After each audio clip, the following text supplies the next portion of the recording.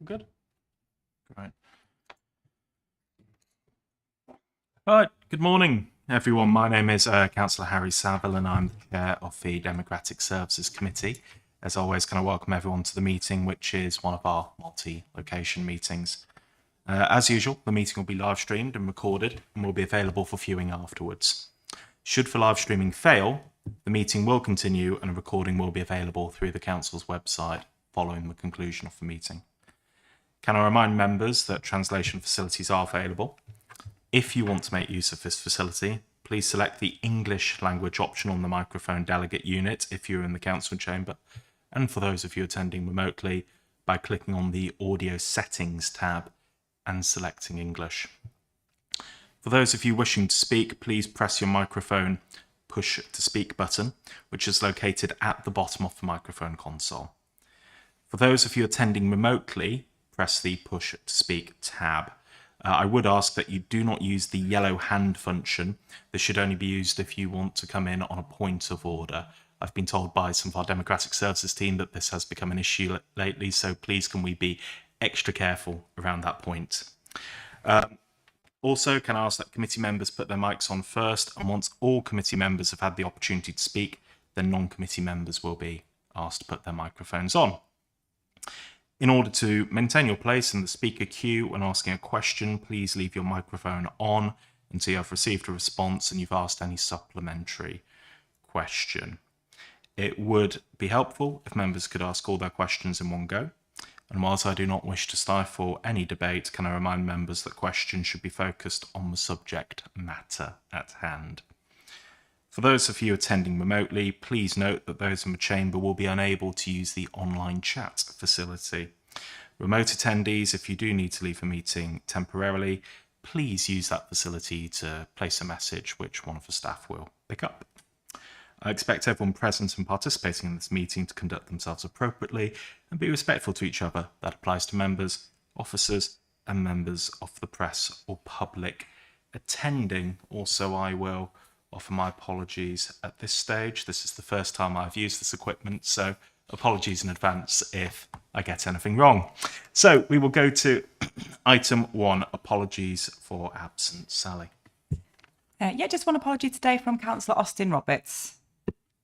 Okay, thank you. Are there any apologies from the floor, members? Can't see any. Okay, we'll move on to item 2, declarations of interest. As always, please can you make sure you declare both the existence and the nature of any personal interests? Again, none? Right, that brings us to item 3, urgent matters. There are none. So this brings us to item 4, the minutes from our previous meetings. This was held on Friday, the 9th of May at 10. I trust that members have had an opportunity to review the minutes. So does anyone have any questions? I'll go to Councillor Gwenol Ellis. Gwenol. I'd like to propose that we accept the minutes of the last meeting. Thank you. I approve them. Thank you. To second that proposal. So can we take this for our show of hands? Yeah, can we have a show of hands, all those happy that we accept those minutes? Okay. Is anyone against? And any abstentions? That's one abstention from Councillor Chris Cater, as he wasn't present. So those are carried. Thank you. I will just, before we move on, go to Councillor Dilwyn Roberts. Dilwyn?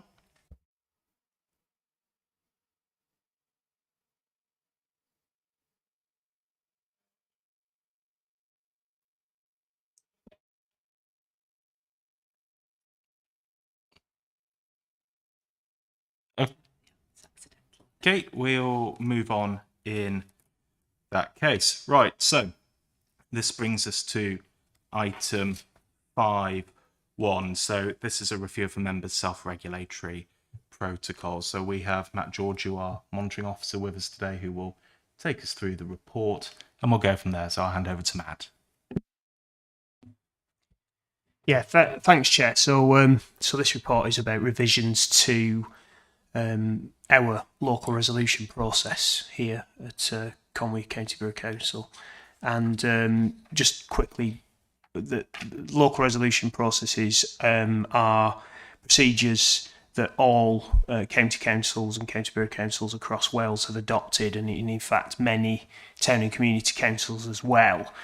And what they do is they provide a process for dealing essentially with low-level complaints or disagreements between members. They don't actually have a statutory basis.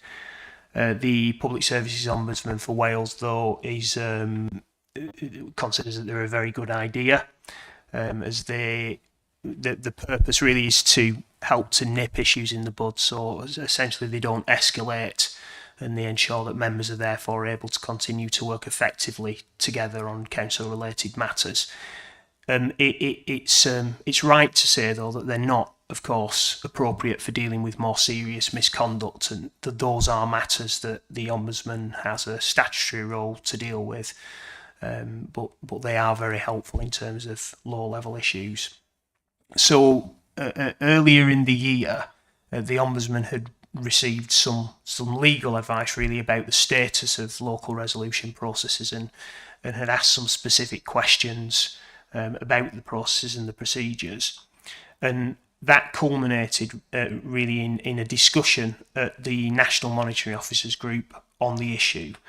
And arising from that advice, the Monitoring Officers Group set up a working group of monitoring officers to look at the advice that the Ombudsman had on the processes, and to produce a report and some recommendations arising from that, which that working group really it culminated in a report, but also a checklist of some key issues that it was considered each county borough council should review their local processes against, in order to make sure that they were in accordance with that advice. So that has given rise to the checklist that's been provided by the group, which have attached to the report Appendix A. And in addition to that, the Ombudsman has written to all the chairs of standards committees to specifically endorse the work of the working group, including that checklist that's been provided. And the recommendation is that each authority should essentially review their local resolution procedures against that checklist. As the chairs mentioned, our own local resolution process is called the Members' Self-Regulatory Protocol, and I've attached that to this report as Appendix B with some track changes, which I'll come on to mention. There's a table set out at paragraph 3.3 of the report, and what that does is it takes each of the 11 broad recommendations that have been put forward by the Monitoring Officers Working Group. It sets each of those out, and then there's some commentary on how each of those issues accords with our own local resolution process. The majority of those haven't required any revisions to the process, because they're in accordance with what we already have. But there are six in total that has given rise to, I think, the need to recommend revisions to the protocol. And I won't talk about all 11. I will just briefly talk about those 6 and what revisions have been made. This has then gone to the Standards Committee, who have approved the document that's before this committee now. And the reason that this document is here today is because that process forms part of the Council's constitution, and part of this committee's role, of course, is to look at recommended changes to the constitution and then make recommendations accordingly on to Council. So in terms of those 6 alterations or revisions to the protocol, the first is relating to a recommendation that the protocol should specify standards of behaviour that are expected of members. The working group have produced a list, and that's been included, and that list has been produced because all of the local resolution processes were looked at and reviewed, and there were, I think, 8 in total that specifically had lists. So an aggregate list has been drawn from those 8 councils, and that's resulted in in the proposed list of behaviours, and it's shown in track changes as a new paragraph 2 at the bottom of page 25 through to page 26 of the agenda pack. So that's the first proposed revision. The second one is around examples of what might be perceived as being very serious complaints or very serious issues, and there's a recommendation that should be included, but also that there should be clarification and advice given from the monitoring officer in all the specific circumstances of any complaint about which route the member might adopt. And the purpose of that clarification is to avoid, part of the purpose, should I say, of that clarification as well, is to also avoid a member being under the impression that they're not entitled to refer a matter to the Ombudsman. Essentially, this protocol is about mediation, which both the complainant and the member complained against need to agree to be involved in to try and diffuse an issue. But what that doesn't do is deprive a member from their ability to refer a matter to the Ombudsman if they want to do so. So that also helps to clarify that. So there's a short list of examples that have been included in the revised protocol, and that's at paragraph 1.13 at the top of page 25 of the agenda.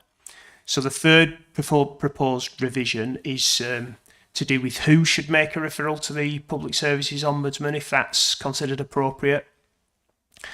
And this is important because it's difficult for the monitoring officer to appear unbiased, but also to fulfil their own statutory role in any proceedings if they make a complaint themselves. So just to explain that, if a complaint's made to the Ombudsman and they decide to investigate it, and they decide that there is in fact a breach, then they may refer that back to the Standards Committee, and in that context I would have a role essentially in clerking the Standards Committee hearing if it's referred to the adjudication panel for Wales. I also would have a statutory role as being present at those hearings as well, so it avoids that potential conflict there. It's not explicitly stated in the protocol, but that is in the Ombudsman's guidance already. So there's a statement that's been included in the revised protocol, and that's at paragraph 7, page 28 of the agenda pack. So the fourth revision is just making it clear that a complainant and the member who brings a complaint have to agree to use of the protocol. That's not explicitly stated in our procedure currently, and it's important for the reasons that I've given, that essentially this is a form of mediation, and in any form of mediation both parties need to be willing parties to that mediation. The fifth revision relates back to something that I mentioned before, which is the protocol can't exclude a statutory right for a complaint to complain to the Ombudsman at any time that they want to. And there isn't a statement within the current protocol that specifically says that even if the protocol has been engaged, a member can still choose at any time to complain to the Ombudsman. So that's been added to make that absolutely clear. And also that should that happen, the procedures under the local resolution processes that had begun would stop at that point, and would only be reinstituted if the Ombudsman was to take a view that these were matters that should be addressed locally. Then the sixth and final revision is in terms of the number of stages to the process. So you'll see from the 11 recommendations and the report from the working group that most local resolution processes across Wales have a two-stage process. And whilst they're not advising specifically that there should be any particular number of stages, in reality, if I'm contacted about an issue between members, or my deputy monitoring officer is contacted about an issue between members, there will be a very informal discussion to try and resolve that issue first before the more detailed procedures within the protocol are actually implemented. So that just happens anyway, really, as a matter of practice, and it makes sense, of course. So what we've done is we've revised it really just to make that clear as an initial first stage to the process. I've also picked up a couple of minor changes. Those are also tracked for completeness. They're nothing substantive. They're just a few changes in terms of wording. And I've already explained that in terms of process, the Standards Committee are recommending that these revisions are made, and it's then for this committee to look at those and consider whether or not they want to make a recommendation to council that they are adopted as part of the Constitution. Hence the recommendation is that the changes to the Members' Self-Regulatory Protocol shown as track changes in Appendix B are recommended to council for approval. Okay, Matt, thank you for that. So, members, I think that's all very clear. The decision we're looking for is to recommend the draft local resolution procedure to council for approval. So I'll go to Councillor Sue Shotter first. Sue. Thank you very much, Chair. Good morning. I think this is a really good way forward. It's really putting things down so people know exactly where they stand. And it means that everything hopefully can be smoothed out, member to member. My concern is, with mediation, will it mean that one of your team, Matt, will be in there and just helping along? And will they be experienced with mediation? Because it really is an art, actually, how to mediate. And my final question is, do the Standards Committee get involved straight away, or will it be just on the second stage? Diolch yn fawr. Matt, do you want to pick both of those up? Yeah, just in terms of mediation, it would essentially be myself as monitoring officer, or in fact my deputy monitoring officer, and both of us, of course, have a relative amount of experience in those kind of processes for obvious reasons. In terms of involvement of the Standards Committee, I talked about a first stage, which is, I mean, it is all an informal process, as you can see by the protocol, all of it, even at the point where a single independent member of the Standards Committee might be asked to be involved. But that would come later down the line if the more informal discussions don't lead to an agreed resolution between the member and the member who's complained. Sorry, Chair. Can I recommend the recommendation then, please, on page 9, 2.1? Diolch yn fawr. Am I on? I am on. Fantastic. Right. So, members, we have a proposal, which is the recommendation included within your agenda, which is that the changes to the local resolution procedure are recommended to council for approval. So we will hold that there for the time being. I will go to Councillor David Carr, who's online. David. Yeah, thank you, Chair. Just some on page 31, things that members must do. And one of them is members must not accuse or imply officers are acting from political motives.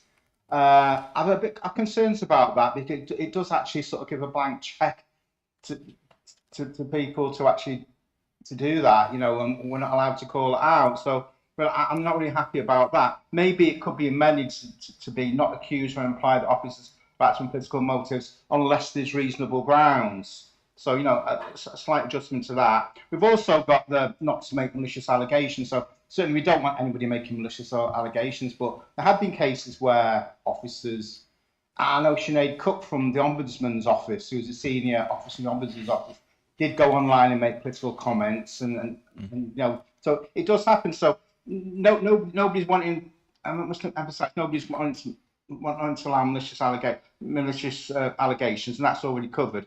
But we can't just give a blanket, not accuse or imply that officers are acting from political motives. because if that does happen, then a member would not be able to call it out. So, you know, I would like, I'm not a member of this committee, so obviously I know this is going to go to full council as well, but maybe that could actually be removed because it's already covered in the not to make unnecessary allegations, or we could actually add to it that without reasonable grounds. Yeah, okay, thank you. David, thank you for that.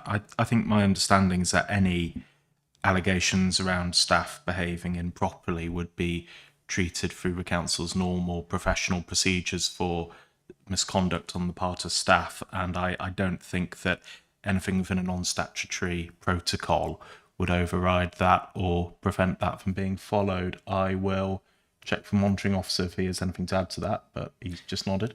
No, absolutely. And just a couple of things there. This is about a member just not making unsubstantiated allegations directly to an officer, really. And as I've already explained, this is a list that's been drawn up, taken from a number of other councils' list of expected behaviours that's been approved by the Ombudsman as being appropriate. And there are, if there is evidence of any misconduct by an officer, there are separate protocols for dealing with those matters, and it's those protocols that those issues should be raised through, rather than making accusations directly to an officer, and that's the purpose of that, Chair. Yes, thank you, Matt. So I think just to summarise, those matters are serious. They should be reported through the normal procedure, which would allow disciplinary action to be taken by the member of staff. David, is that helpful? Does that offer some comfort? Yeah, I'm happy with the answer that was given. Thank you.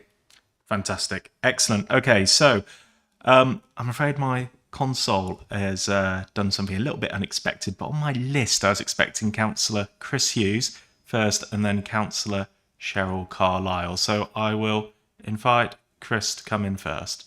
Thanks, yeah.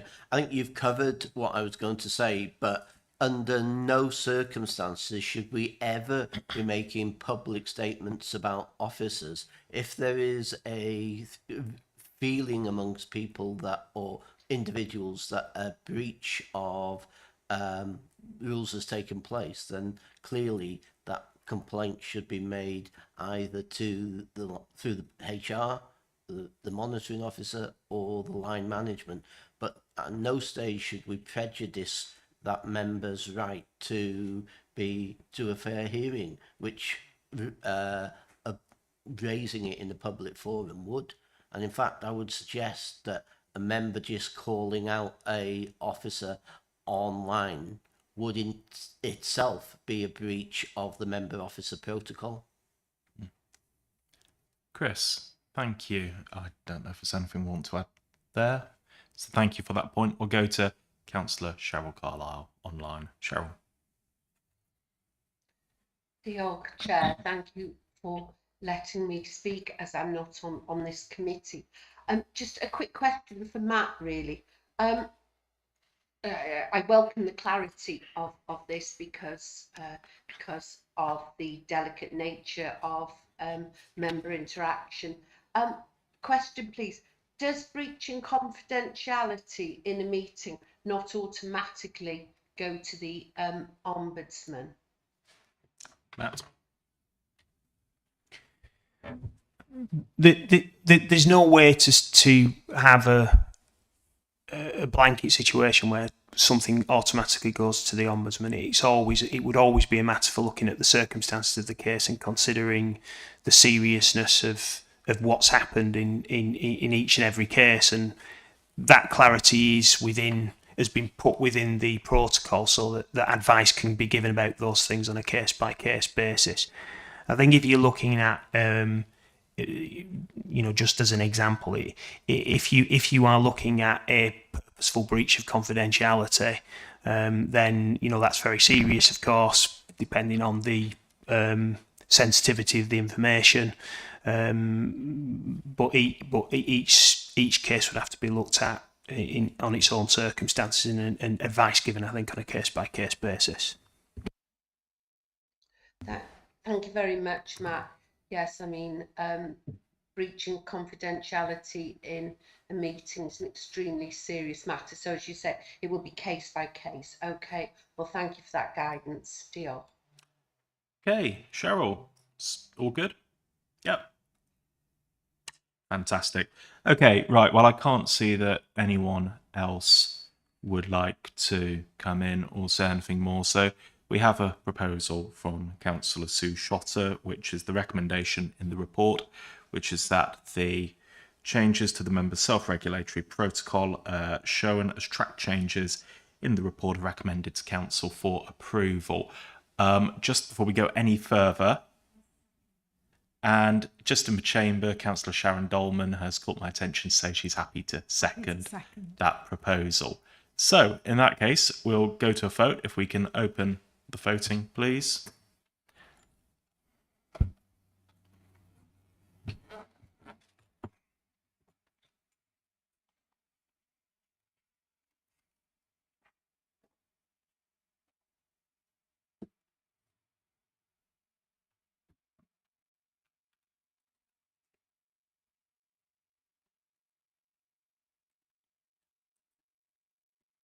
Okay, and can we close the vote?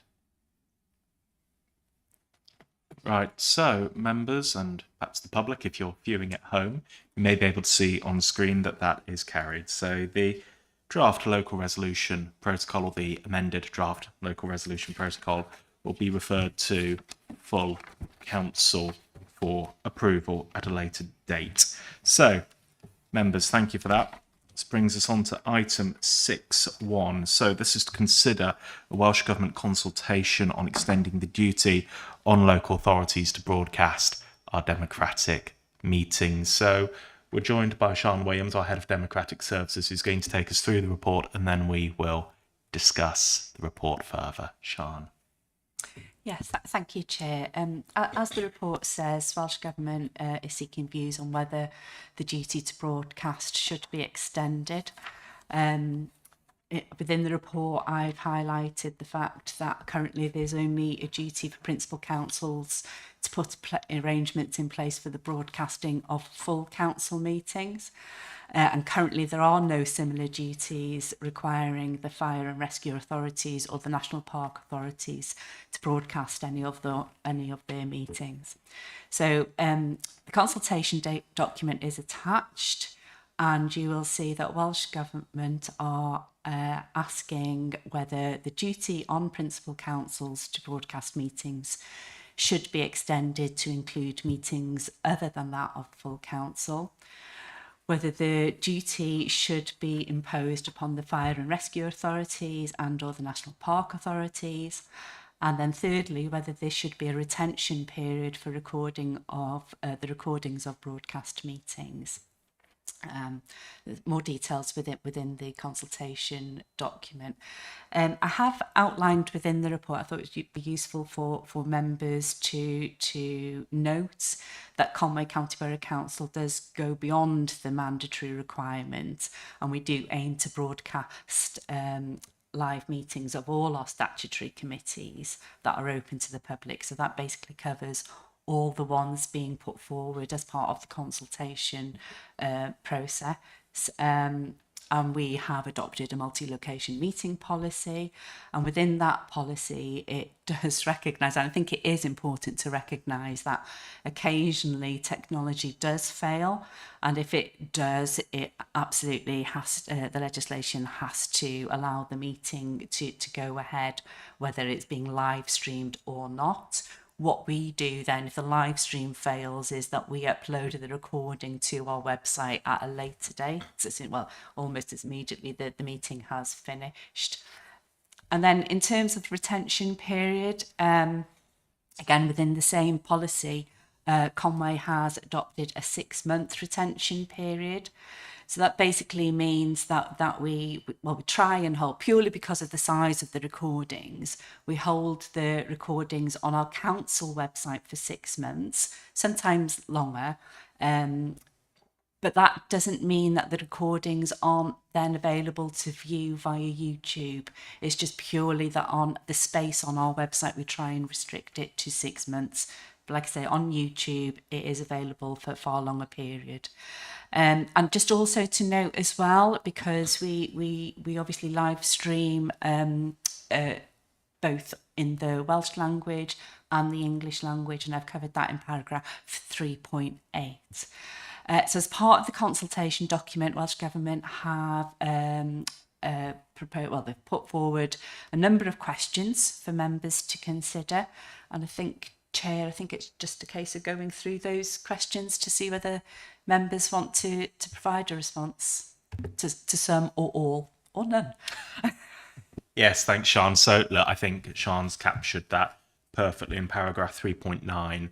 We've got the main questions from the consultation. I suppose the question we have is whether or not we want to go through those. So I think if we can get a little steer from the committee now, and then we'll work through those one by one if members are happy. So I go to Councillor Chris Hughes in the chamber first. Chris. Having listened to what's been said, and of the view I need to declare a personal interest. I don't think it's prejudicial because I'm an appointed representative of this body on the North Wales Fire and Rescue Service, but I do think it's a personal interest that should be declared. Okay, Chris, thank you for that. Sean is... That said, I think we should go through the questions as you said. Very good, excellent. Right, Sean has said we'll note that if you can fill out the paperwork after the meeting and then submit it or complete it online, that would be very good. I suspect it's the same for Councillor Sharon. It is, yeah. And also a member of the Fire Authority. Okay, so that's a personal interest as a member for Fire Authority. Okay, that's noted. If you could complete the relevant paperwork after the meeting, and we'll go to Councillor Chris Cater next. Yeah, Chris. I'm not declaring interest. I just support us going through the questions, and I think it will be a swift process because we're already doing Exactly. all this. So it surely is that we want to encourage other authorities to come up to our high standards. So I would encourage them to do so and answer the questions accordingly. So I hand back to you, Chair. Chris, that's very good. Well, I can see Sue has just popped her mic on, so we'll go to Councillor Sue Shotter, and then provided there's no objection, we'll rattle through the questions. Thank you. Sue. I'm just going to go quickly on to question one, actually. Oh, very good. Great. I presume they mean all committee meetings. So there will be an additional cover for staff, financial burden, and these outside bodies, will they want more money from us when we come to doing our budgeting? That's my concern. Okay. Are Welsh Government going to be providing us with further financial to cover all this? So I think that Sean will correct me if I'm wrong. So just in respect to principal councils like us or Denbighshire or Gwynedd, this is question one's asking, should meetings other than full council be broadcast? In Conway, they already are. That's happening now. I don't anticipate there's any additional funding that would come from Welsh Government to principal authorities. Is there? No? Not that I'm aware of, and it definitely isn't suggested as part of the consultation. I guess that's a view that Welsh Government will take once it's concluded its consultation, and if it decides to move towards legislating for all committee meetings to be broadcast. Welsh Government did provide funding many years ago after COVID, when we moved to hybrid meeting arrangements, and it recognised that there was a need to add or update some of the technology within council chambers at that time.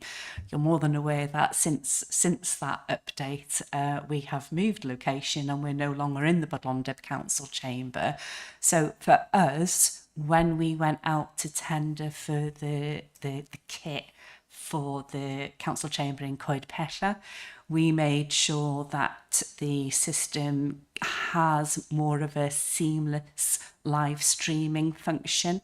So you will see, well, at the moment you will see 2 members of staff in the streaming room, but that's because we are training a new member of staff. But currently we're satisfied that in terms of the requirements with our hybrid meetings and the live streaming, we have the technology to do that without an additional resource, because that's the way we have set up the system.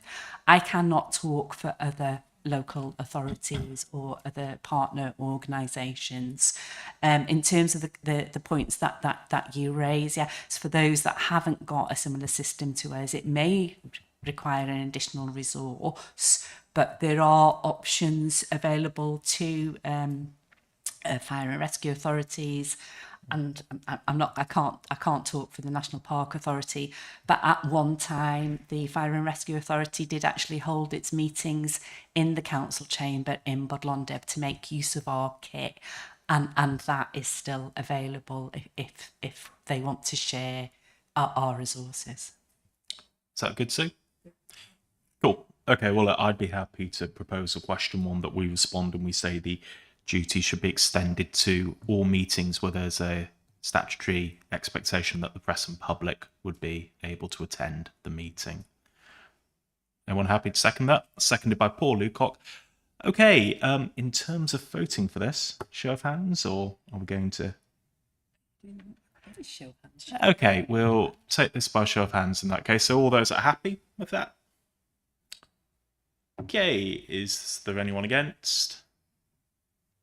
And any abstentions?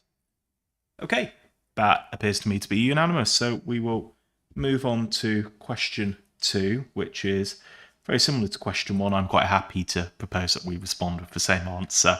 Would anyone like to second that? Councillor Paul Lucock again. Can we have a show of hands? Okay, is there anyone against? And any abstentions? No. Okay, that is carried as well. Thank you. So question 3 is, do we agree that the requirement to broadcast meetings should be extended to national park authorities and fire and rescue authorities? And there are some further questions around those particular bodies as we move on. So I will go to Councillor Chris Hughes in the chamber first. Chris. Microphone.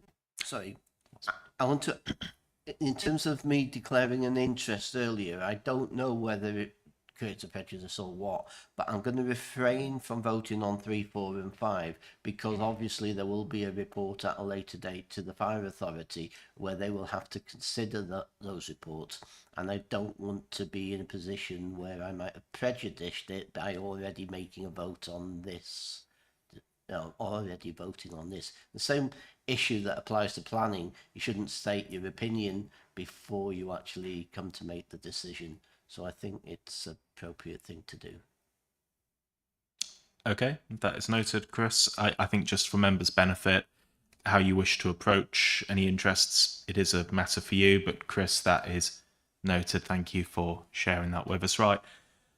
Okay, members, do we have any thoughts on the requirement to broadcast meetings being extended to national park authorities and fire and rescue authorities? I can see I've got Councillor Chris Cater in the chamber and then Councillor Sue Shot. Yeah. So Chris and then Sue.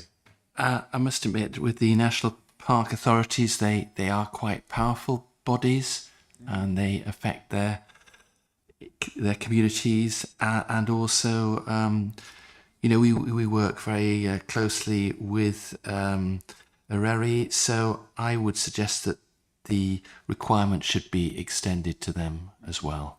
Thanks. Okay. Right. Both Gail and Paul have popped their hands up. Is that the second Chris's proposal? Okay. Noted. Sue. I was going to say something very similar to Councillor Chris, maybe not quite as elegant, and I would have seconded it as well. Thank you, Chair. Okay. Right. Members. So just to be really clear, I can't see if anyone else would like to come in. So we have a proposal here that the requirement to broadcast meetings should be extended to national park authorities and fire and rescue authorities. That was proposed by Chris Cater, and I got Gail Jones as seconding it. So are we happy to have a show of hands, all of those in favour? Okay. Anyone against? Any abstentions? Okay, and I trust Chris and Sharon, you would like those abstentions noting in the minutes. Those can be noted. Okay, fantastic. Right, so question 4, which leads on from question 3, is should the broadcasting of National Park Authority and Fire and Rescue Authority meetings be extended, or should it be extended to meetings beyond that of their full authority, so any smaller committees the authority might have? Do we have any thoughts, Chris? Yeah, the national park does have a planning committee. I would presume that it would be logical to extend it to that committee as well, just like our own planning committee is live broadcast. So I would say that should be yes as well. I don't know how many people would watch their standards committee, but how many people do watch the live streaming of our standards committee? I don't know. Not very many, I would think. Sean? I think the viewing figures for our planning committee are significantly higher than any viewing figures for the standards committee. Okay, I'll go to Councillor Liz Roberts online. Liz? We can't hear you currently. No, press your mic button. There we go. Councillor Liz, can I just check, have you pressed the mute button at the same time? It's by the video button.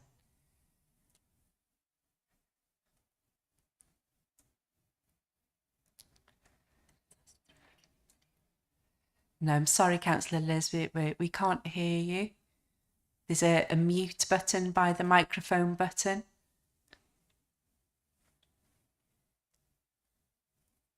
Yeah.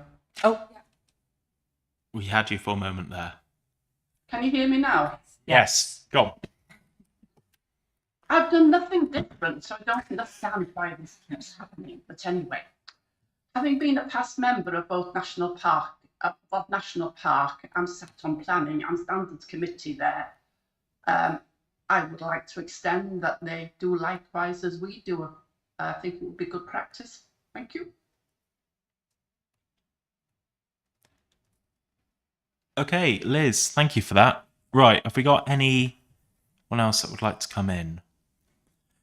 Okay, so look, in terms of a proposal, do we want to highlight just the National Park Authority's Planning and Standards Committee, or do we want to say the duty should be extended to all additional meetings from both authorities? Have we got any thoughts on that, members? Okay, well, look, perhaps I'm happy to propose that we recommend that the duty should extend to planning and standards committee meetings of national park authorities, but we're very clear in our response that we aren't expressing an opinion on any other committee meetings of any other authorities. Just to be clear that we're not suggesting it doesn't apply, to be clear that we are not expressing an opinion. So would anyone like to second that? Okay, so that's been seconded by Councillor Sue Shotter. So are we all happy with what we're about to vote on? Yep. Okay, can we have a show of hands, all those in favour? Anyone against? And any abstentions? Fantastic, thank you. And both Councillor Chris Hughes' and Sharon Dolman's abstentions will be noted. Right, so this brings us on to question 5. In relation to Principal Councils, National Park Authorities and Fire and Rescue Authorities, do you agree that recordings of meetings required to be broadcast should be retained? I would have thought the simple answer to this is they do need to be retained for a period of time. Otherwise, how can anyone go back and watch them at a later date, even if it's later in the same day? So I'm happy to propose that we recommend yes. Would anyone like to second that? Okay, I can see that Councillor Sue Shotter, she was in my line of sight to pop her hand up first. But before we go to a vote, I can see Councillor Chris Brockley online has popped his virtual hand up. So we'll go to Chris. Chris. Thank you, Chair. As far as retention online goes, a lot of these meeting platforms now have automatic transcription. So, there's nothing to stop a transcript being retained, which would save server space and other bits and pieces. And it's a lot easier, well, for me anyway, it's a lot easier to find a relevant bit on a written transcript than having to go through a YouTube video, which all the youths seem to enjoy these days, but I don't have the time to go through a 30-second explanation in a 5-minute video. But I digress slightly. So I'd like to see some exploration or some thought given to transcription rather than the actual retention of the physical media, or something side by side. But yeah, that's just my tuppence worth on this particular agenda item. Thank you very much, Chair. Chris, Thanks for that. And actually, the point you made about transcription, because YouTube does an automatic transcription service that I find really helpful in trying to review minutes. So, look, not being an expert in it, but would we be happy to, with a proposal, just recommend that Welsh Government consider exploring transcription services and their role in retention? Members all happy with that, yeah? Okay, so if we have a show of hands, we're all happy with what we're voting for, everyone in favour? Okay, anyone against? And any abstentions? I'm abstaining due to the fact that it might have an impact on the Welsh language. Diolch. Understood. No problem. Gwenol, thank you. Chris, you're abstaining. Yeah, and Sharon as well. Okay. Wonderful. Okay, right. Well, we'll move on to the next question. So, this is quite a lengthy one. What, in your opinion, would be the likely effects of extending the duty to broadcast meetings on the Welsh language? The Welsh Government are particularly interested in any likely effects on opportunities to use the Welsh language and on not treating the Welsh language less favourably than English. So, do we think there are opportunities to promote any positive effects, or do we think there are opportunities to mitigate any adverse effects? So, members, and I will go to Councillor Gwenol Ellis first. Gwenol. Thank you, Chair.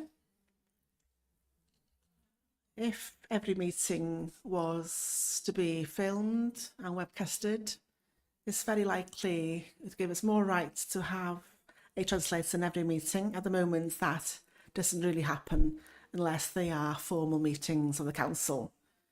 So Councillor Chris Brockley has just referred to this transcript that exists in English.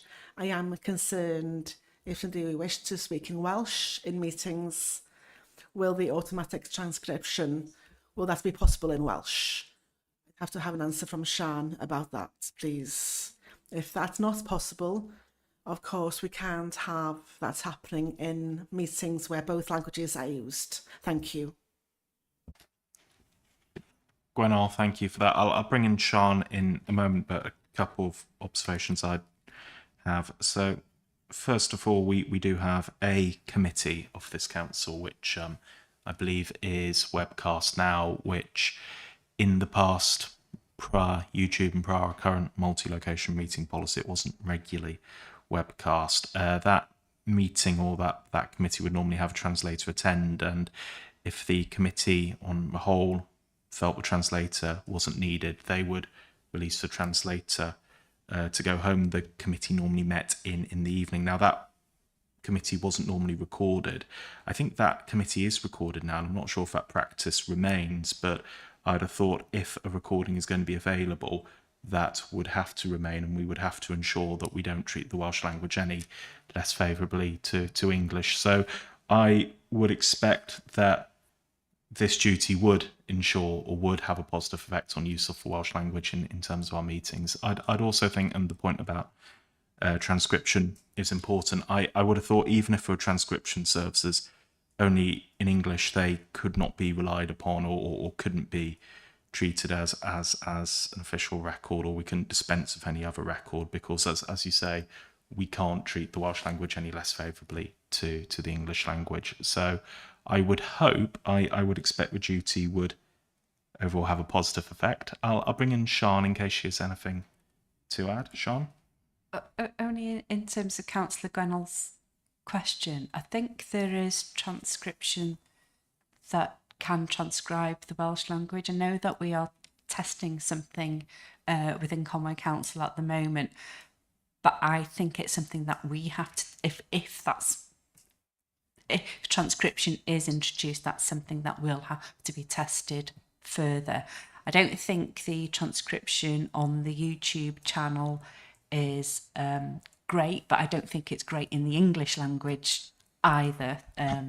So there is something that we're testing just in response to the question. How much of an additional resource that would then require, I don't know.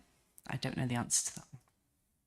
Yeah, I'll just come back. I think, the automatic transcription doesn't take into account people's accents either in English or in Welsh. I've been to meetings, specifically the community libraries meetings, where transcriptions have been taking place. And when a person has spoken with a strong accent, their contribution has been left out of the transcription. So, it's not, it should never take place of, a person taking the minutes from a meeting. Diolch yn fawr. Gwenol, thank you for that. Right, we'll go to Councillor Chris Brockley and then Councillor Tristan Lewis, both online. Chris. Yeah, thank you, Chair. Yeah, very, very valid points there, Gwenol, and I fully support them. I think something like that, well, those points need to be put into our recommendations going forwards, and the getting it escalated up to the consultation for Welsh Government, so that they can put on formal representations to tech companies to help boost the adoption of the Welsh language within the portfolio of languages that they're offered there. I'm an Apple Mac user. My job is doing that in the college. Apple are nowhere near putting Welsh. You could not run a Mac operating system through Welsh. And there's other services as well, and lots of other bits and pieces. So without national representation at the highest level, pushing those levers and saying this is a form of discrimination within our nation, and therefore this needs to be addressed. I don't think we'll get there. Technology does move on. Software becomes more and more intelligent. If I go back 8 or 9 years, I was told do not go anywhere near Google Translate when it comes to trying to attempt to translate Welsh into English or vice versa. Nowadays it's pretty good, but again, nothing. You wouldn't dream of letting something out to the public without it going past somebody that is fluent within Welsh to double check it first. But I fully support everything you said, Gwenol, and I think we do need to make that representation forwards. Thank you, Chair. Chris, thanks. I'll go to Councillor Tristan Lewis now. Thank you. Following what Councillor Gwenol Allis has said, we know that there is a translation service for the statutory committees, but what about the committees that are not statutory? I'm just thinking about member development, for example. There's no translation available there. And I know I am moving from the questions that are down here. So what are the requirements? We have to offer a translation service for the statutory committees, but what about the other meetings that aren't statutory in terms of translation? Thank you. Tristan, thanks for that. You're correct in that you're moving a little bit away from questions, but just in terms of finding a little bit of clarity around the point you raised specifically, I will ask if Sean Williams would like to come in briefly. Sean. I'm not sure I know the answer. I would imagine it would be whatever we have agreed within our Welsh language report, and obviously any additional simultaneous translation requirements will be a resource issue. I don't know whether the cabinet, still cabinet member, former cabinet member, has got anything to add to that. Okay, look. But yeah, I think it's an additional resource requirement, Councillor Tristan Lewis, and it's not part of this consultation. I'm sure we can get a response to you outside of the meeting. Yes, I know I'm very naughty moving from the agenda, but it's just a question. I think our provision is really good. And when reading this, I am confident. And of course, Councillor Gwenol is the Welsh language champion. But in just terms of promoting the Welsh language, I'm aware I'm moving away from the agenda and question. Thank you, Chair. Oh, Tristan, thanks for that. And it is an important point, I think, as Shana said, we can get a response to. So perhaps if Shana and I pick up, and we will get a written response to you and the rest of the committee in due course that covers that point, if that would be helpful. Cool. Okay, right, we'll go to Councillor Chris Cater next. Chris. Yeah, I think that extending this duty to broadcast meetings on the Welsh Cup can only be positive, because in our planning committee is bilingual. It's chaired Chair Ivor and Vice Chair Tristan. They use the Welsh language predominantly. We have the translation, and the translation goes out on the live streaming. So I think that can only be positive for the accessibility of the Welsh language. And I think, Gwenol, this will help push other authorities like, dare I say, Flintshire and Wrexham into taking, the translation facilities and what have you far more serious than perhaps they're doing at the moment. So I think this can only be a positive effect and support for the Welsh language. That would be my take on this. Okay, Chris, thank you.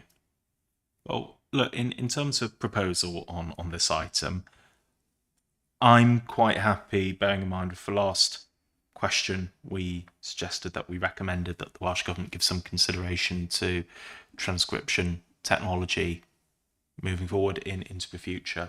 I think what we could do is we could certainly raise that in our response to this question, and we say that it's important that any consideration to transcription technology in the future should be considered in the context of both English and Welsh provision. I think that would be relevant under do you think there are any opportunities to mitigate any adverse effects? Because I think there is a risk, statutory provisions aside, that we get too excited about transcription and we go down an English only route. So I'm quite happy to propose that we respond to this, that we think consideration must be given to the Welsh language in any exploration of transcription technologies in the future. Would anyone like to second that? Gwenol?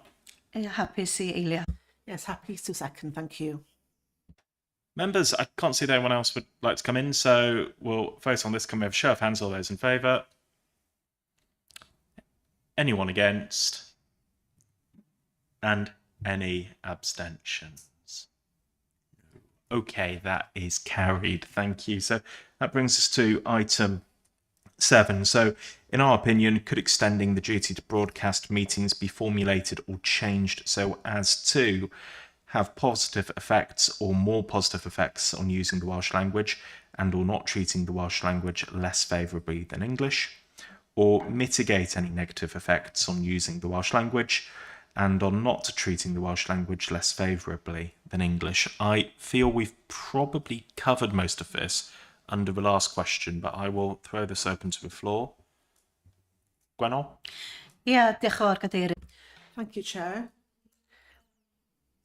Yes, I'd like to make a note here. Yes, I'm very happy with how the formal meetings are being held bilingually, and there is respect towards the Welsh language.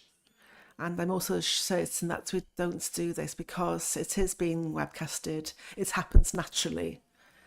So now one thing I'd like to ensure is when we come to discuss budgets and so on, it was mentioned in a meeting in March that translation costs money.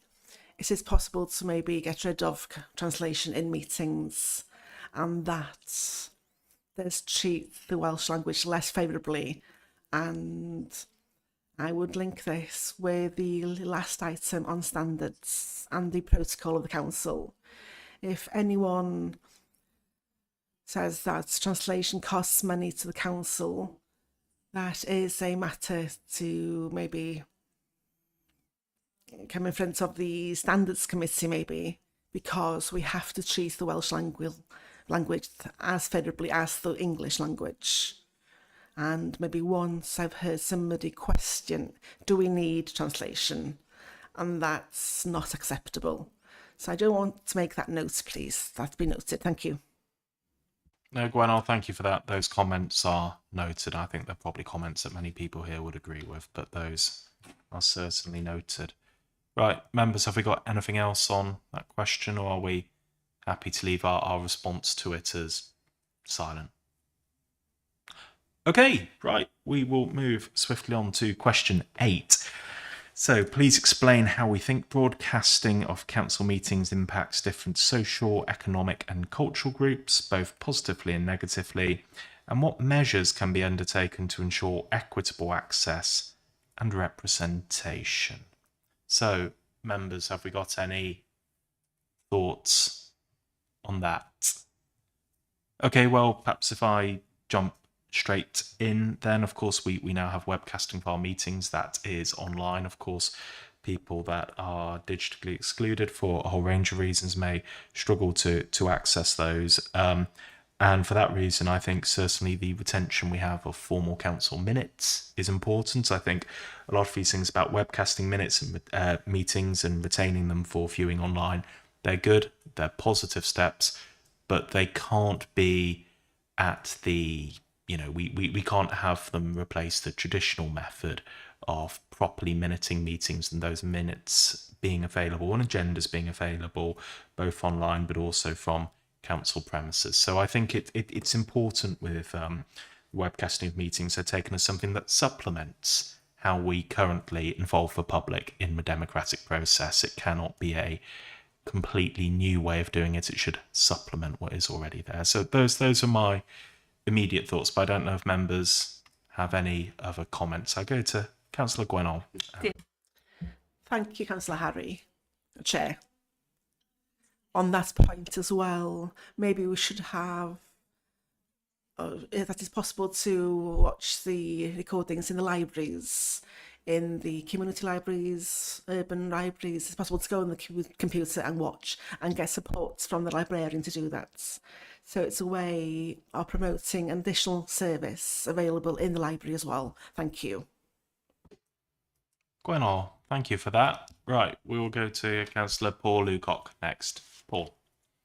Yeah, I think my major concern is generally some of the apathy in relation to people becoming engaged and attached to what goes on in local government. Now, often there is a lot of activity on social media, but when it actually comes to voting, there's a great deal of apathy. I mean, as we know, we've got Senate elections next year, and the best we've ever done is get 46% of the electorate to vote in a Senate election. So I would say to Welsh Government, I think they need to do some further research and investigation into this issue, because I don't have the knowledge to know how we get that greater engagement, and whether broadcasting is part of that or whether other activities are important. But it does worry me greatly, that level of apathy. We hear a lot of noise, but then when it comes to the crunch, people don't go and vote, and that engagement doesn't appear very profound. So my suggestion would be to Welsh Government to do some further research and investigation into this area. Okay, Paul, thank you. Anyone else that'd like to come in on this particular question? Nope. Okay. Well, look, I mean, in that case, I'm quite happy to propose, following on from what Paul said, that we recommend that the Welsh Government give some consideration to how broadcasting of council meetings can improve engagement in local and Welsh democracy. If anyone would like to second that. Seconded by Councillor Sharon Dolman. Okay, can we have a show of hands? All those in favour? Okay, anyone against? And any abstentions? There aren't any. Okay, so that brings us to question 9. So are there any issues specifically? So this is around the broadcasting or the duty to broadcast council, National Park Authority and Fire and Rescue Authority meetings. Are there any related issues around those points that we haven't covered already that we feel we should feed back to the Welsh Government? I thought that there was an important one around transcription services and the Welsh language. I think we have covered that in question 6, so I don't think we need to cover it here in question 9. I think that does fit happily under that point, but is there anything else we want to touch on, members? Okay, I can't see anything. So, right, if we could go to, we've obviously been through all of the points. I take it we're happy that they go to Welsh Government. So do we need a vote on whether or not we respond? I think we've covered that, haven't we? Good. Okay, members, brilliant. Thank you for that. We will move swiftly on to our final item. So this is item 6.2. So this is an update on member training and development. So as we know, we're joined by Sian Williams, who will take us through the details on the report, and then we'll go from there. Sian, over to you. Yeah, thanks, Chair. This is Democratic Services Committee previously asked for annual update reports on member attendance at training and development events. So this is the summary of the training for 24-25. It's attached as an appendix. You'll see within the report that there are a number of mandatory modules for elected members. Also touches on the requirement for members to undertake the code of conduct training and then the safeguarding training. Within the last year, I think there's been a lot of focus on the cybersecurity training, which is also mandatory for our co-opted, our lay members that have been issued with a council device to help them undertake their role. So the figures are included for those as well. And then just to note that within the appendix, you'll see a lot of 1s, 2s, those are training that individual members have opted to undertake themselves. Some specifically targeted at scrutiny chairs or members of the licensing committee, etc. And then in paragraph 3.8, just a summary really of the information that's been shared as part of the Member Development and Information Forum. So really, it's for members to note the information that's been provided. We do share with the group leaders. We provide a further breakdown of individual member attendance at the mandatory training modules for the group leaders, because they report that on as part of their duty to the Standards Committee. Thank you, Chair. Great, thanks. So members, I think as Sian touched on, what we're being asked for in respect of this report is to note the information and then also note that it will be shared in further detail with political group leaders who will pursue this with their groups. That said, if members have any points they wish to raise, now is a timely opportunity to do so. So I'll go to Councillor Chris Brockley online first. Chris. Thank you, Chair. Just a potential safeguarding intervention here, Sian. It's not the same person that's done all those 1s, is it? No. That's fine. I'm absolutely fine, Chair, and I'm quite enlightened that all these different courses are there, which I wasn't aware about. So I might join some of the 1s there. Thank you. Very good, Chris. Thank you. Right, Gwenol. Just a question for Sian, I think. Is it possible to add another mandatory training for the list? I'm a bit concerned because in June this year, or July, I think, the Welsh Education Act was published, which is mandatory for county councils to follow. It's not optional how much Welsh education happens in schools by now. And I am a bit concerned that councillors aren't aware of the implications of this act and the implications of this act on us as a council. If schools do not follow the act, and the majority of councillors are school governors, and I just feel We need to do something regarding this to raise awareness of councillors, because if it's going to be non-statutory training, I'm afraid the penny won't drop. So maybe I won't get a second for this, but just a suggestion, please. Thank you. Okay, no, Gwenol, thank you for that. Right, look, in terms of being... Okay, that's seconded. Just before we go to that bit, just are we thinking it would be once a council term or once a year? How frequently? Oh, yn bendant. Definitely once a year is enough, yes. But I am worried. This authority had a really good Estin report in the last round. If the authority doesn't comply with this act, the results wouldn't be as good, I'm afraid. Thank you. Just a second point there, because I'm aware a lot of our training takes the form of pre-set modules. Would we be thinking about something like that, or could it be something such as we have perhaps the head of education or strategic director for social care and education come and talk to members to explain the requirements of the act and how it's important? We have, in the council, we've got the Welsh language officer, which could do this. And as the Welsh language champion, I would be willing to contribute. But there's enough people that would be able to deliver that training. Because it's very possible, I think people maybe would be quite shocked what is requirements for them to do, and if they do not do, that's what the implications would be. Thank you.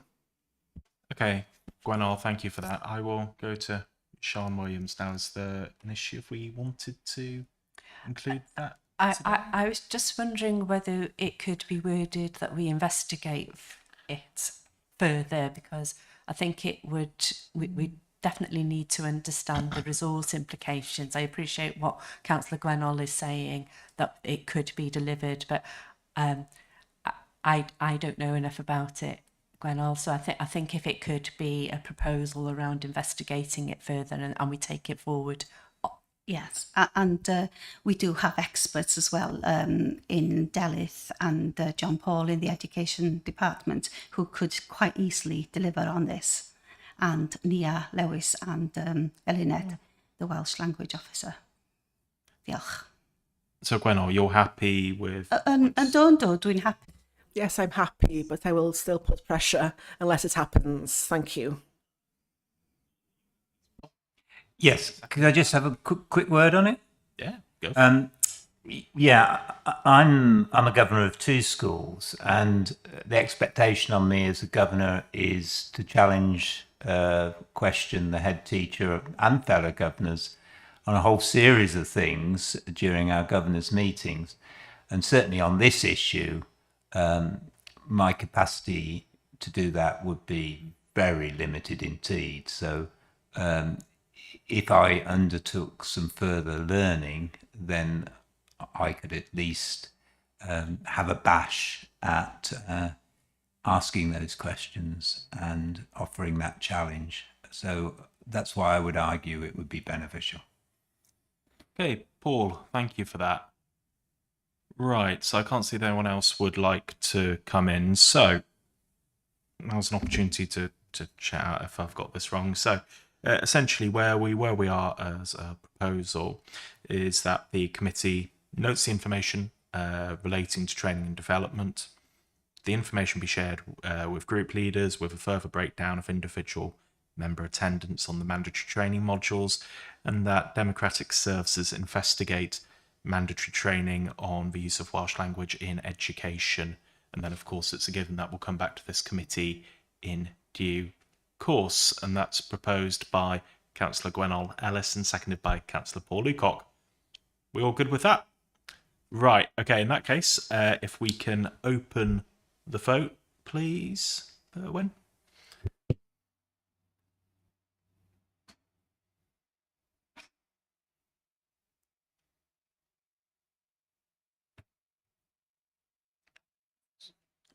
Okay, and if we can close the vote.